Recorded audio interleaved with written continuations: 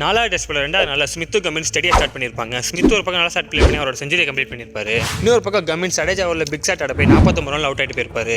Century அடிச்ச அப்புறமா Smith big shot play பண்ணாரு. இன்னொரு பக்கம் இருந்த ஸ்டார்க் ஜடேஜா ஓவரில் விக்கெட் கொடுத்துட்டு போக ஸ்மித்தோட பிரில்லியனான இன்னிங்ஸ் 140 ரன்ல முடிவுக்கு வந்துச்சு. கடைசி விக்கெட் அந்த நேத்தர்லாந்து கிட்ட மும்புரா எடுக்க ஆஸ்திரேலியா அணி 474 ரன்னுக்கு ஆல் அவுட் ஆயிருப்பாங்க.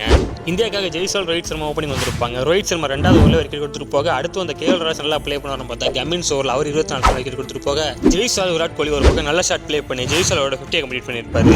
இவங்க 2 பேர் ஸ்டடியாக ப்ளே பண்ணி இந்தியாவுக்கு 100 ரன் பார்ட்னர்ஷிப் கொடுத்துருப்பாங்க. நல்லா ப்ளே பண்ணிக்கிற ஜெய்ஸ்வால் ஒரு சிங்கிள் எடுக்க போய் ரன் அவுட் ஆகிட்டு போக அடுத்து விராட் கோலியும் 6வது ஸ்டம்பில் வந்த பால் அடிக்க போயிட்டு அவர் விக்கெட் கொடுத்துட்டு போக இந்தியா ஒரு மோசமான நாளைக்கு போயிட்டாங்க. நைட் மேட்ச்மேனை வந்து ஆகாஷ்தி 12 பால் அடி 0 ரன் அடிச்சு அவர் விக்கெட் கொடுத்துட்டு போக ஜெய்ஸ்வாலோட ரன் அவுட்டுக்கு முன்னாடி வர இந்தியா 152க்கு 2 ஸ்ட்ராங்கான பொசிஷனில் இருந்தாங்க. ஜெய்ஸ்வாலோட விக்கெட்டுக்கு அப்புறமா 160க்கு 5 ஒரு மோசமான நாளைக்கு போக கடைசியில் ஜடேஜாவும் ரிசர்வ் பண்ணி ஸ்டடியாக ப்ளே பண்ணி 164க்கு 5 அந்த டேயோட பிளேயை முடிச்சிட்டாங்க. டே 3 என்ன நடக்குதுன்னு பொறுத்து பார்க்கலாம்.